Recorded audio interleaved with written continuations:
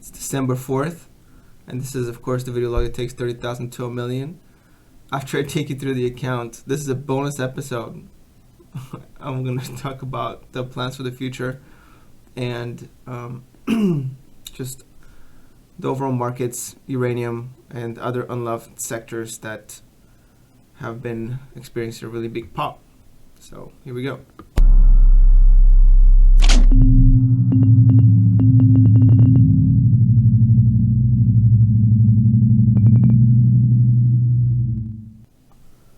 Going into the browser here, I'm sitting at an all-time high of 136,853, so I had to record that down.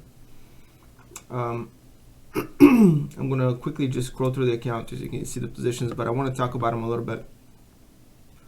So, as always, this is the ticker, the strike price, whether it's a put or a call, expiration date, number of contracts, and whether it's a sell or a buy.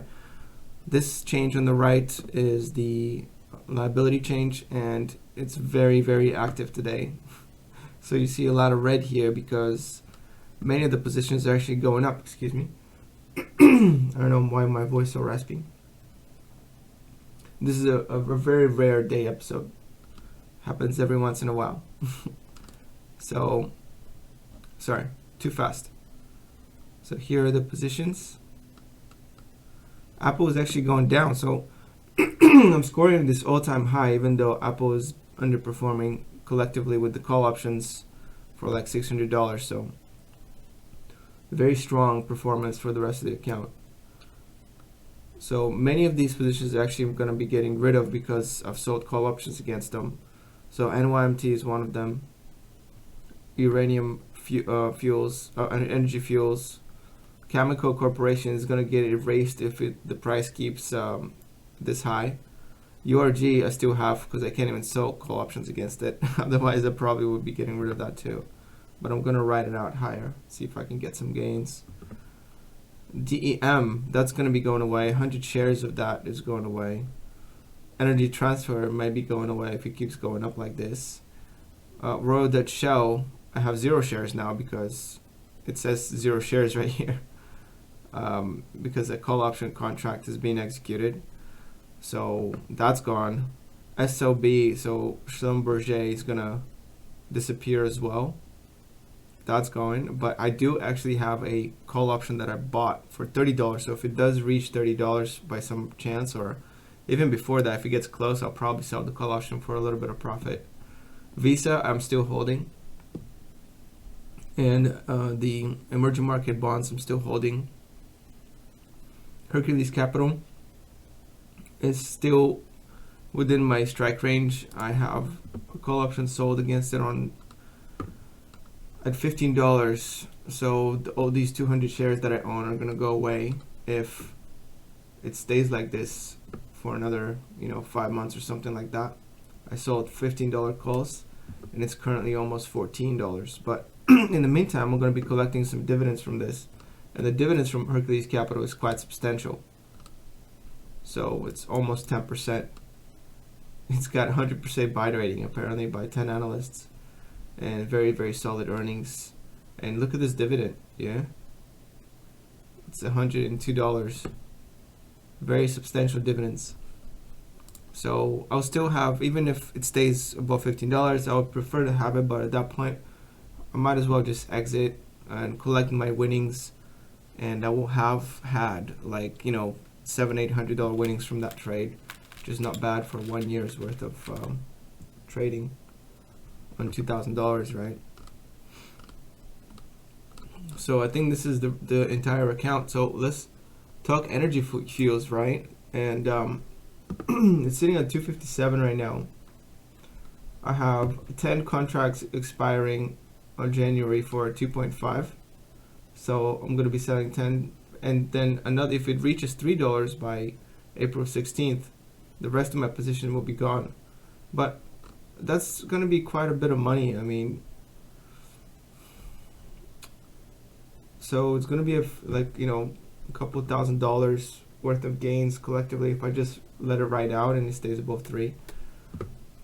Now I know that they passed that rule where I talked about it in the last episode, and that you can see the plus 16% gain here because of that. But at some point, like I just don't think it's gonna travel up that fast. I think it's gonna give me an opportunity to get back into the position when it drops down around the $2 level. I'll probably sell some $2.50 puts and try to get back in and reclaim my positions. But at this point, this is a very, very strong impulse right now.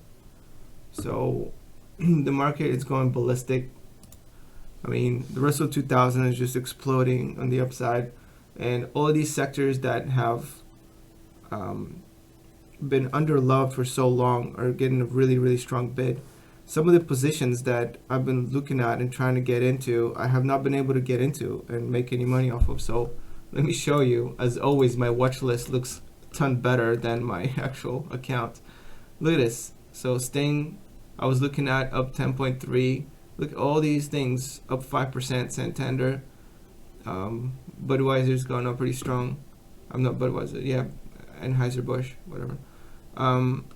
Wells Fargo wanted to get in, CF I wanted to get in, you know, all these positions. And then Rolls-Royce experienced a huge gain, and of course the English market that I had to sell due to a call option contract experienced huge gains as well.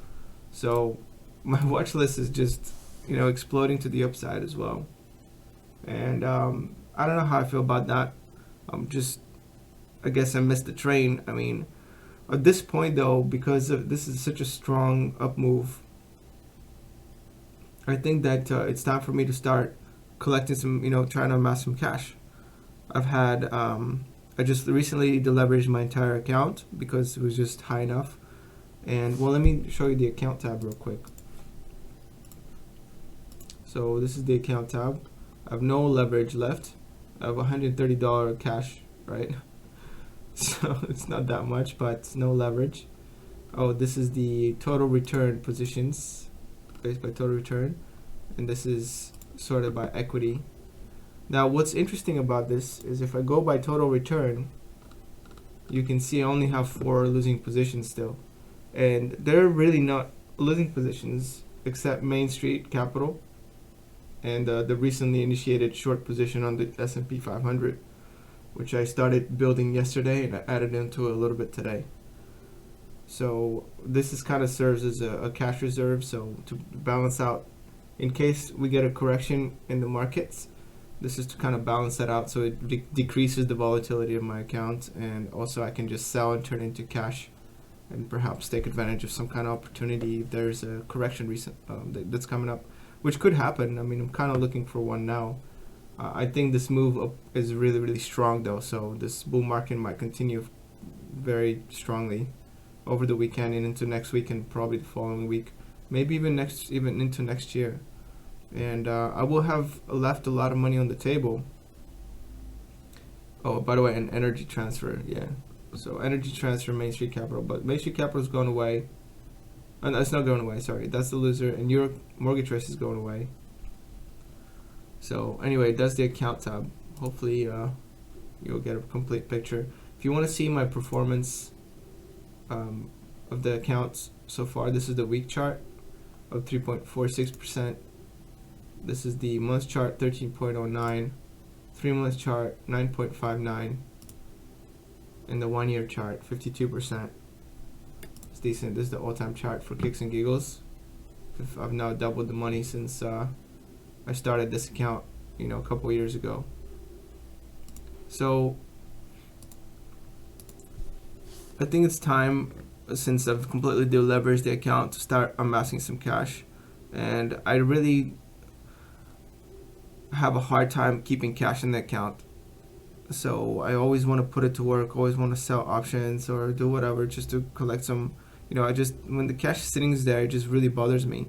And that's one of the reasons from a psychological perspective that I've initiated this position on SH, on the short S&P 500 fund, because, you know, otherwise I know that I'll probably spend it on something. And I think it's best for me now to start taking the other side of the trade and start guarding against possible short-term corrections. And if there's a 10% correction or more, I'd really love to get the chance to jump on that. And putting the money into things like emerging market bonds or this short S&P 500 fund, it really helps me have dry powder without looking at empty dollar signs into my account that I'm not using for anything, right? So it's from I'm not saying that that's kind of the right thing to do for everyone. Everybody's got to find their own way of managing their psychological tendencies, and I'm still working on one. By the way, nothing I say here is investment advice, right? This is for entertainment and or educational purposes, but don't go out and copy what I'm doing and do exactly what I do, because it's not going to work out for you. Everybody's different. And on that topic, as I was saying, everyone has to find their own way of doing things and learning from their own mistakes that they've done in the past. So another thing that I'm trying to work through right now is the fact that I don't let my positions run to substantial gains long enough. I'm so quick to guard against the downside by selling call options and trying to collect premium that I don't let them run. I knew that the UK market was going to go substantially higher. I knew that companies like Rolls-Royce were going to bounce up quite a bit, but at the signs of just a little bit of profit, I wanted to take my money and run and invest them in something that I know better. But and that's probably the right thing to do sometimes. But I'm missing out on a ton of gains, and this call option that I sold against the emerging market dividend fund, it was a mistake. I think I shouldn't have sold it, and now I'm going to be getting rid of half of my position when I really wanted to hold this fund for a very, very long term, maybe 5 years, because of the oncoming bull in the commodity markets and everything outside of the US in general. So that was a mistake, and now it's going to half my position, and I wanted to collect dividends. I even have the dividend reinvestment feature set on that. That's kind of a long-term thing to do, right? So there are only 2 positions that I have dividend reinvestment in right now. That's one of them, the dividend emerging market fund, and then DEM, and then O, which is realty income. And I have that set to amass, realty income is really nice for compounding, because it gives out a portion of their dividend every month. So it keeps compounding like this. It's really nice. But really, the tactic that I think they're employing is that they have a dividend that pays out every 3 months like everybody else, but they just split it into 3 parts and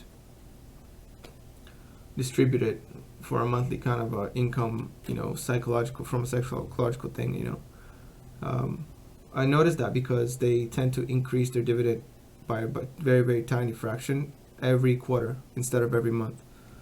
So we'll see how that goes. But I really like the company. It's very steady, and it seems like they know what they're doing. So it's a long-term bet. I want eventually, once this account goes to $1 million, for royalty income to be a very substantial part of the account and provide a nice dividend for me to just spend, okay, or buy whatever I need to do, or reinvest, or whatever I plan on doing once this account reaches $1 million. What do you think I should do when it goes to $1 million? I don't know. Well, I mean, I have some plans, but I wonder what you think. Anyway, I hope y'all are making more money than I am. It's a very muted day for me today compared to the Russell 2000 anyways. I'm only up about 0.8%, and I think that's almost 2% or something like that. So hopefully you're making major gains. I see that Tesla's up today and all kinds of cool companies. So maybe you are. Let me know if you are. I'm happy if you are. And yeah, I think that's going to be it for now. It's a bonus little weekend episode just to an update, and I wanted to log in the all-time high. All right, so congrats to everybody else who's logging all-time highs, and if you're not, stay strong. All right, peace out.